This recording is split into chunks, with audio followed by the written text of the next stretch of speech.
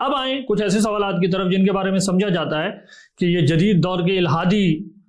جو مفکرین ہیں یا جو اس کے الحاد کے داعیین ہیں ان کی طرف سے اٹھائے جاتے ہیں، اور ہم انشاءاللہ دیکھیں گے کہ یہ سارے سوالات وہ ہیں جو علم کلام کا موضوع ہیں، اور علم کلام کی جو ہماری روایت ہے وہ ان کو ایڈریس کرتی ہے۔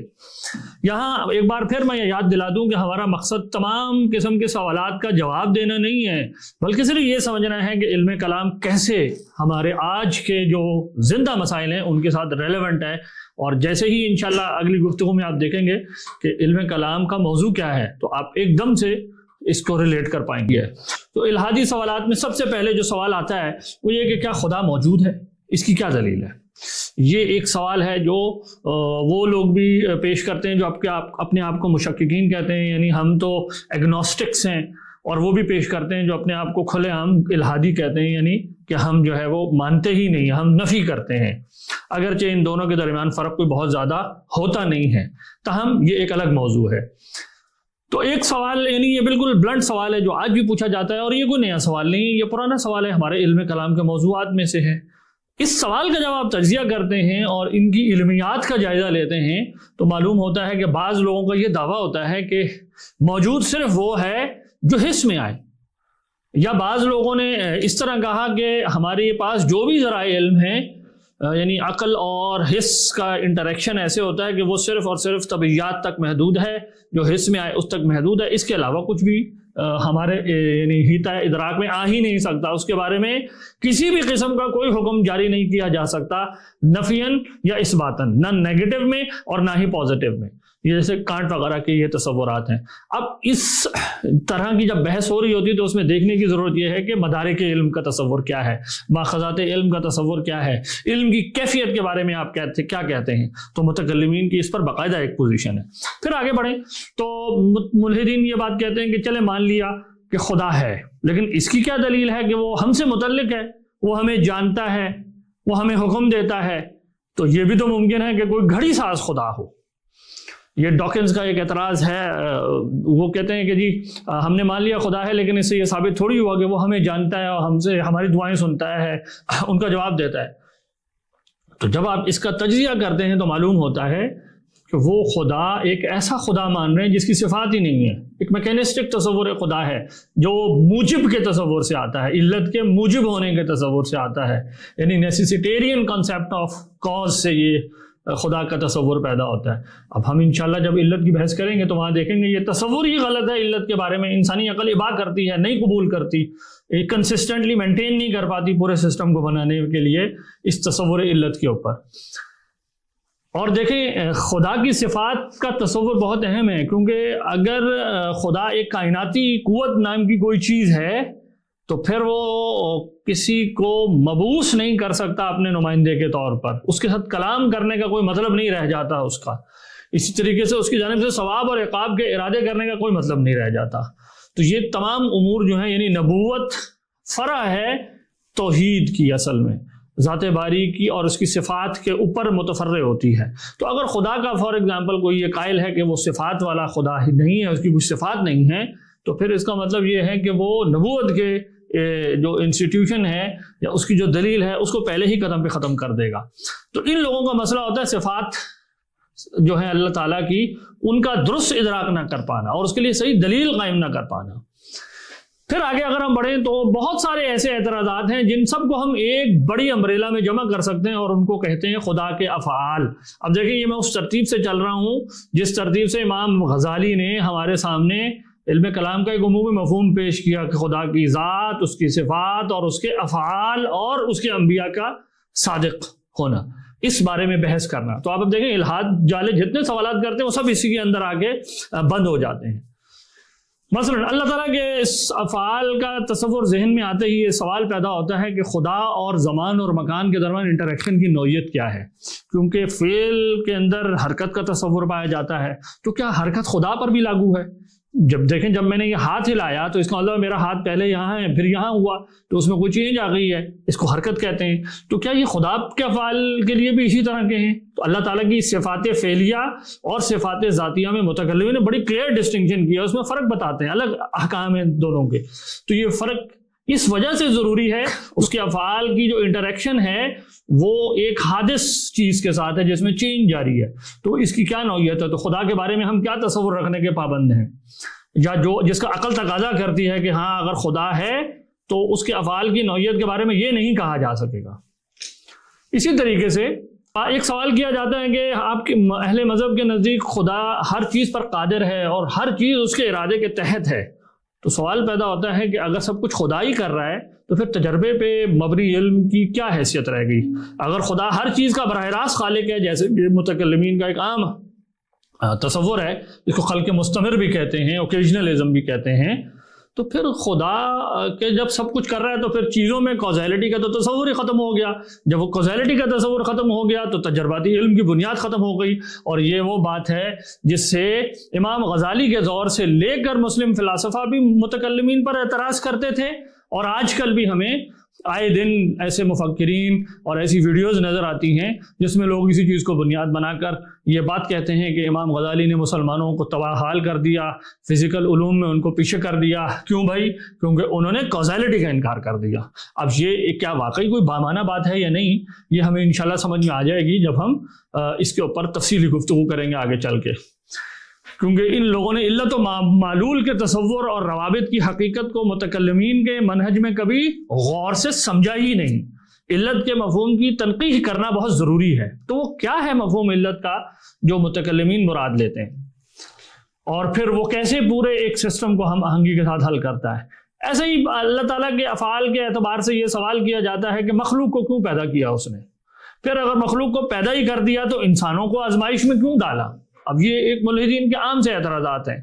اسی طریقے سے وہ یہ سوال اٹھاتے ہیں کہ اچھا اگر ہر چیز کا خالق خدا ہے تو شر کا خالق کون ہے؟ اگر خدا ہی سب چیزوں کا خالق ہے اور وہ شر کا بھی خالق ہے تو پھر جو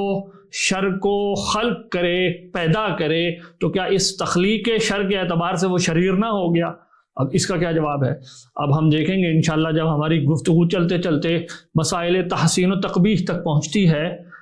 تو پھر وہاں پر ہمیں معلوم ہو جائے گا کہ ہمارے ہاں باقاعدہ اس سوال کو ایڈریس کیا گیا. اس کے 3 مناہج موجود ہیں اور تینوں کا جواب الگ طرح کا ہے. ایک اسی سوال کو وہ حل کرتے ہیں 3 طرح سے. تو ایک اتنی رچ ٹریڈیشن موجود ہے لیکن ہم اسے چھوڑ کر کچھ اور کام کرنا شروع کر دیتے ہیں جدید خیالات سے متاثر ہو کر. اسی طرح اگر خدا رحیم ہے تو پھر دنیا میں اذیت کیوں ہے، تکلیف کیوں ہے، ظلم کیوں ہے، یہ بارش اور طوفان ایسے کیوں آتے ہیں جس میں انسان مر جاتے ہیں، زلزلے آ جاتے ہیں، لوگ مر جاتے ہیں، تو یہ کیوں ہے؟ تو گویا خدا کا رحیم ہونا ان لوگوں کے خیال میں ان تمام امور کے خلاف ہے. تو اب یہ بھی ایک ایسا سوال ہے جو اللہ تعالیٰ کے افعال کی حکمتوں سے متعلق ہے، اس کے افعال سے متعلق ہے. پھر یہ سوال کیا جاتا ہے کہ ہماری عقل میں بعض احکام کی نوعیت یا اس کی حکمت یا اس کا مقصد وغیرہ ہمیں سمجھ نہیں آ رہا، تو لوگ اعتراض کرتے ہیں کہ شریعت نے یہ حکم کیوں دیا اور وہ کیوں نہیں دیا. مثال کے طور پہ مرد کو قوام کیوں بنا دیا، خواتین کو کیوں نہیں بنا دیا، یا فلاں انسانی جان لینے کا حکم کیوں دے دیا، یا بعض لوگ کہتے ہیں جانوروں کو ذبح کرنے کا حکم کیوں دے دیا، وغیرہ وغیرہ. تو اس طرح کی ایک ان اینڈنگ لسٹ ہے جس کے بارے میں یہ دعویٰ کیا جاتا ہے کہ یہ احکام یا ہماری عقل کے مطابق نہیں ہے یا ہماری فطرت کے مطابق نہیں ہے. تو کیا واقعی عقل اور فطرت کے کو بنیاد بنا کر یہ جو اعتراضات کیے جا رہے ہوتے ہیں یہ ایک بامانہ اعتراضات ہیں؟ اور اگر بامانہ ہیں تو پھر اس کو ہم اپنی روایت کے تحت کیسے ایڈریس کیسے کرتے ہیں، ہماری روایت نے اس کو کیسے دیکھا ہے؟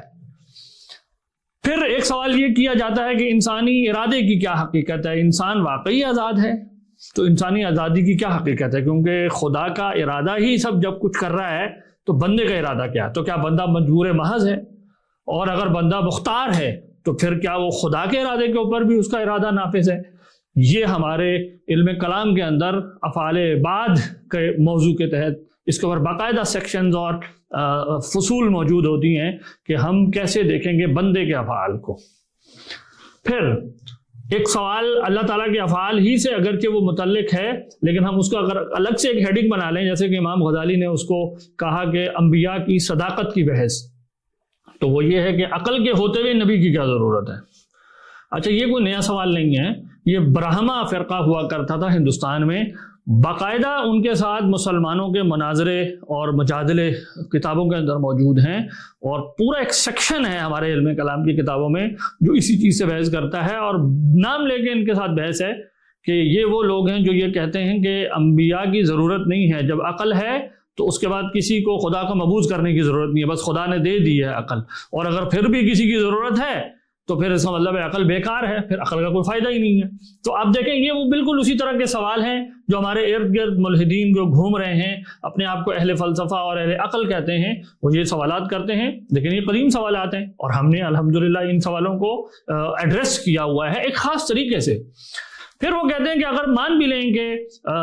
نبی کی ضرورت ہے، تو جو شخص دعویٰ نبوت کر رہا ہے یعنی مدعی یہ نبوت ہے، اس کے اس دعوے کی صداقت، اس کا تعین کیسے ہو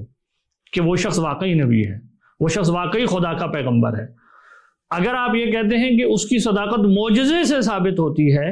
معجزہ وہ دلیل ہے، تو کیا معجزہ ممکن ہے؟ اچھا، اگر ہم یہ ثابت کر لیں کہ معجزہ ممکن ہے، تو سوال یہ ہے کہ معجزے کی وجہ دلالت کیا ہے؟ یعنی معجزہ کس طرح اس بات کی دلیل ہوتا ہے کہ یہ شخص اپنے اس دعوے میں سچا ہے کہ یہ خدا کا نمائندہ ہے؟ پھر یہ معین شخص جو یہ دعویٰ کر رہا ہے، اس کا کون سا معجزہ ہے، اس کے اوپر بات کی جاتی ہے۔ تو یہ ایک 5 لیئرڈ یوں سمجھ لیں ڈسکشن ہے جو علم کلام کے اندر اس ترتیب کے ساتھ ہوتی ہے، لیکن ہمارے ہاں جب ان موضوعات کو لیا جاتا ہے تو اس میں یہ ترتیب نہیں رہتی، الٹ ٹپ بات ہوتی ہے۔ اسی سے متعلق اللہ کے احکام اور انسانی عقل کے باہمی تعلق سے متعلق ایک سوال یہ آ کے کھڑا ہوتا ہے کہ عقل اور نقل کا باہمی تعلق کیا ہے؟ کیا عقل ہمیشہ نقل پر حاوی ہوگی؟ باہمی معنی کہ جب بھی عقل سے بات جو معلوم ہوئی یا حس سے معلوم، عقل سے یہاں میں مراد لے رہا ہوں تمام وہ ذرائع علم جو دلائل لفظیہ سے فرق ہیں، اور دلائل لفظیہ سے یا دلائل نقلیہ سے میری مراد وہ بات ہے جو نبی علیہ السلام کی وحی سے ہمیں معلوم ہوئی۔ تو یہ تقسیم میں فی الحال یوں کر رہا ہوں تاکہ بات سمجھ میں آ سکے۔ تو سوال یہ ہے کہ کیا عقل ہمیشہ نقل پر حاوی ہوگی، یا نقل ہمیشہ عقل پر حاوی ہوگی، یا ان کے درمیان کوئی اور بیلنس ہے کہ بعض کیسز میں معاملہ یوں ہوگا اور بعض میں یوں ہوگا؟ تو وہ کون سے معاملات ہیں جس کے اندر عقل کو پریسیڈنس ہوگی، کس معاملات میں نقل کو ہوگی، کیا معاملہ اس طرح کا ہے؟ تو یہ ایک اور سوال ہے، اور اس سوال کا لنک بنتا ہے آج کل جو سائنس کی جو بحثیں ہیں، اور اس کے نتیجے میں نئی نئی تحقیقات لوگ لے کر آتے ہیں، اور وہ کہتے ہیں کہ جی اب آپ کو یہ ماننا چاہیے، جیسے اہل مذہب یہ کہتے ہیں کہ آدم علیہ السلام کی الگ سے پیدائش ہوئی ہے، تو اب سائنس تو یہ نہیں کہہ رہی، وہ تو کہہ رہے ہیں کہ انسان کسی پیچھے ایک اور مخلوق تھی، اس کی ایک ایوالو شکل ہوگی، تو لہٰذا آدم علیہ السلام کے بارے میں آپ کے قرآن کا بیان یا تو غلط ہو گیا، اور یا پھر یہ ہے کہ اس کی کوئی اور نئی تشریح کی جائے گی۔ تو کیا اس میں نسبت کس طرح دیکھی جانی چاہیے ایسے تمام امور کے اندر؟ اس کو ہم کہتے ہیں عقل اور نقل کے باہمی تعلق کی بحث، اور یہ بھی قدیم ہے۔ آپ زیادہ سے زیادہ یہ کر لیں گے کہ اس کے اطلاقات کچھ نئے دکھا دیں گے کہ اب آج کے دور میں اس کا ایک یہ کیفیت بھی پیدا ہو گئی ہے، پہلے اس کی اور کیفیت تھی۔ تو ناظرین، یہ میں نے آپ کے سامنے ایک خلاصہ پیش کرنے کی کوشش کی اس بات کی کہ جدید دور کے اندر پیدا ہونے والے بعض نظری مسائل جو وہ کس طرح کے تھے، اور الحاد کا دعویٰ کرنے والے جو لوگ ہیں وہ کس طرح کے سوالات اہل مذہب کے سامنے پیش کرتے ہیں۔ علم کلام ان سب سوالات کو ایڈریس کرتا ہے۔